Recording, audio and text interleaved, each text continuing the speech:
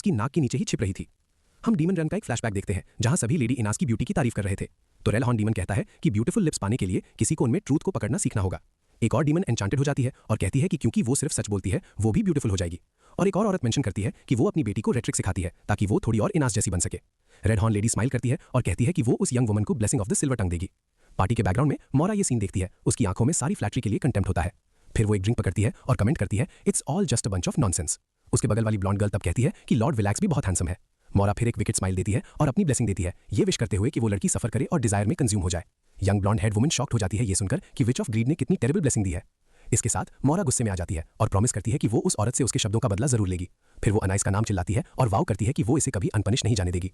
Present में वापस आकर कैट पूछती है कि क्या मौरा को इनास के साथ किसी तरह का इंफीरियरिटी कॉम्प्लेक्स है। प्रोटैगनिस्ट कंफर्म करता है कहते हुए कि उसकी मां ने कहा था कि वो बचपन से ऐसी ही थी पर उसने कभी ज्यादा ध्यान नहीं दिया। और 12 डार्क थ्रोन्स पर असेंड होने की थोड़ी देर बाद वो सोल्स चुराते हुए पकड़ी गई और ह्यूमन वर्ल्ड भाग आई।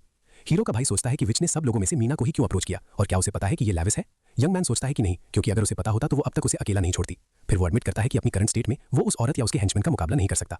तो कैट कहती है कि उन्हें ब्लड स्टोन की पावर को स्ट्रेंथन करना होगा और वो सब कुछ तुरंत प्रिपेयर करेगी। और फिर वो अनाउंस करती है कि विच को हंट करने की प्रिपरेशन में पहला स्टेप है नेबरहुड को क्लियर करना। फिर सीन मार्केट में शिफ्ट होता है जहां मिन्हा और उसकी मदर शॉपिंग कर रहे हैं।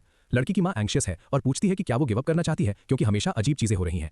यंग वुमन अपनी मदर को शांत करने की कोशिश करती है, कहती है कि मैनेजर को लगता है कि वो कल्प्रिट को जल्द ही पकड़ लेंगे। तो वो औरत उदास दिखती है और अपनी बेटी को याद दिलाती है कि उसका ड्रीम तो वेटरनेरियन बनना था। लड़की दूसरी तरफ देखती है और मार्केट में शॉपिंग कार्ट धकेलना जारी रखती है और वो सोचती है कि वेटरनेरियन बनने का उसका पुराना ड्रीम अचीव करने में बहुत लंबा टाइम लगेगा। लड़की फिर डिटर्मिनेशन दिखाती है क्योंकि वो अपनी मदर को उस भयानक घर से जितनी जल्दी हो सके निकालना चाहती है। इस पर वो कार्ट के हैंडल को जोर से पकड़ती है उस पल में अपनी स्ट्रॉन्ग कन्विक्शन दिखाते हुए। और फिर वो एक बड़ी स्माइल के साथ पलटती है और कहती है कि ड्रीम्स चेंज हो सकते हैं और वो फेमस होने वाली है और बहुत सारे पैसे कमाएगी। लड़की अपनी मदर से कहती है कि चिंता मत करो क्योंकि अगर वो डॉम में रहेगी तो उनका चेहरा ज्यादा नहीं दिखेगी। एक सैड लुक के साथ वो औरत फिर अपनी बेटी से इस पूरी सिचुएशन के लिए अपॉलोजाइज करती है। वो गिल्टी फील करती है और सोचती है कि अगर उसने दोबारा शादी नहीं की होती तो यंग वुमन को ये सब नहीं सहना पड़ता। तो मीना उसे कंफर्ट करती है, कहती है कि उनके फादर का चला जाना उनकी गलती नहीं थी और अकेले उन्हें पालना मुश्किल था। तो एक फ्लैशबैक दिखाता है कि स्टेप फादर ने शुरू में उनके साथ अच्छा ट्रीट किया था और लड़की कहती है कि वो दोनों फूल बन गए थे। लड़की की मां उदास दिखती रहती है, अपनी बेटी के शब्दों पर लगभग रो पड़ती है और एक स्माइल के साथ यंग वुमन अपनी मदर से थोड़ा और वेट करने को कहती है क्योंकि वो उन्हें वहां से निकालने के लिए हार्ड वर्क करेगी। सीन फिर एक अम्यूजमेंट पार्क में शिफ्ट होता है जहां एक कैसल और फेरिस व्हील है और लोग चिल्ला रहे हैं। फिर हम देखते हैं कि कई लोग एक सुपर थ्रिलिंग रोलर कोस्टर पर फन कर रहे हैं और चिल्ला रहे हैं।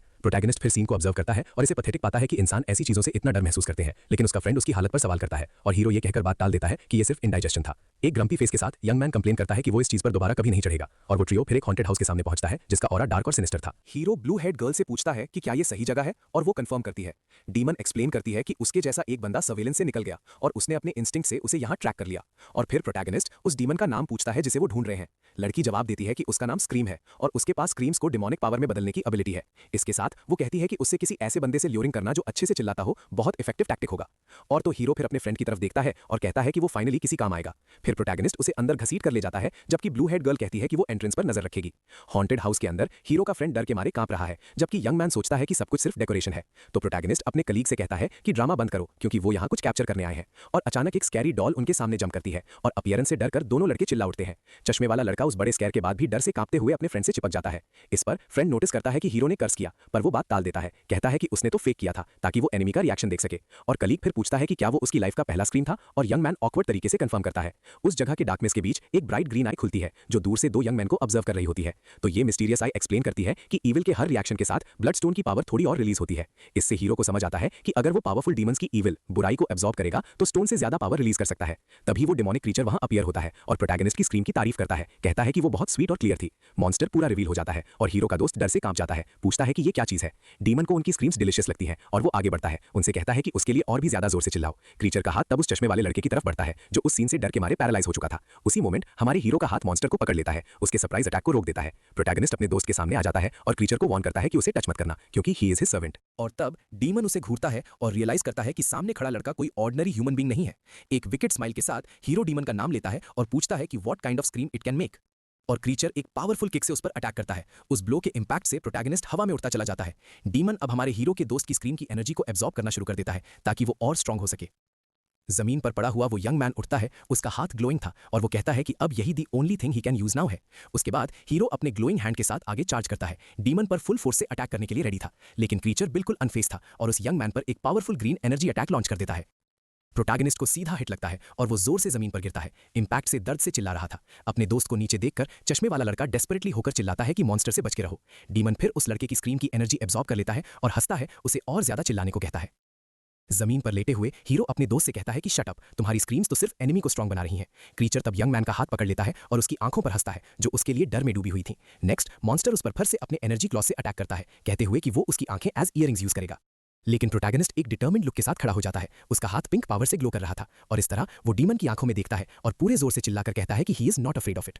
यंग मैन अटैक करने की कोशिश करता है पर क्रीचर उसके छोटे कमजोर हाथों पर हंसी उड़ाता है जो उस तक पहुंच ही नहीं सकते। फिर वो एक जंपिंग किक ट्राई करता है लेकिन मॉन्स्टर को वो बस क्यूट और कंप्लीटली हार्मलेस लगता है। हीरो फ्रस्ट्रेट हो जाता है क्योंकि उसका जंप अभी भी ह्यूमन लेवल पर था और उसकी बॉडी एक डीमन को हैंडल नहीं कर सकती थी। इसके साथ क्रीचर उसे बहुत ईज से फेंक देता है, अपनी सारी फिजिकल सुपीरियरिटी दिखाता हुआ।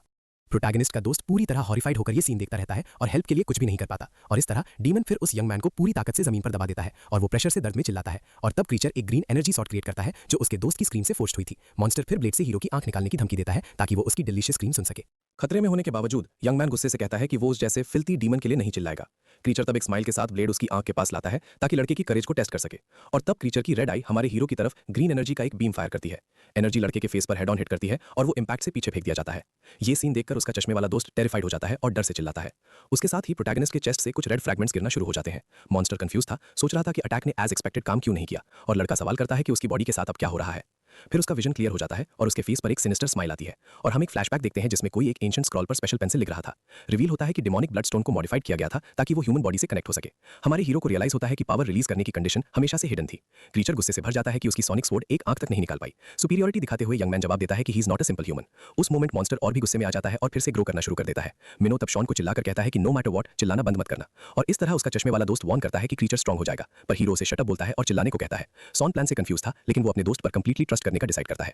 उसके बाद लड़का अपने लंग्स भर लेता है और अपनी लाइफ की सबसे बड़ी स्क्रीन निकालने की तैयारी करता है और वो पूरी ताकत से बेलो करता है, एक इनक्रेडिबल साउंड एनर्जी रिलीज करता हुआ। मॉन्स्टर को वो डिलीशियस स्क्रीम बहुत पसंद आती है और वो सारी एनर्जी अब्सॉर्ब करना शुरू कर देता है। मीनवाइल प्रोटैगनिस्ट के लेग पर लगा सील फाइनली टूटना शुरू हो जाता है। सॉन पूरी ताकत से चिल्लाता रहता है, बहुत सारी ग्रीन एनर्जी रिलीज करता हुआ। मॉन्स्टर उसे फूल बोलता है क्योंकि वो उसे और पावर दे रहा था और कहता है कि उसका एरोगेंसी उसकी डाउनफॉल होगी। लेकिन प्रोटैगनिस्ट नोटिस करता है कि जब क्रीचर एक स्क्रीम कंज्यूम करता है तो उसके मूवमेंट स्लो डाउन हो जाते हैं। अपने लेग का सील फाइनली टूटने के बाद यंग मैन अपने अटैक के लिए प्रिपेयर होता है। फिर वो आगे रश करता है, कहता है कि अब मॉन्स्टर की बारी है चिल्लाने की। उस मोमेंट हीरो एक डेवास्टेटिंग पंच मारता है जो पिंक ऑरा से कवर्ड था और इस तरह एनिमी को रिएक्ट करने का टाइम दिए बिना वो फुल फोर्स स्पिनिंग किक से फॉलो अप करता है। वो फील करता है कि अब जब ब्लडस्टोन का शेल क्रैक हो गया है तो उसकी पावर अवेकेंड हो चुकी है। लड़का एक कॉन्फिडेंट और एनर्जेटिक स्माइल के साथ अपना असॉल्ट जारी रखता है।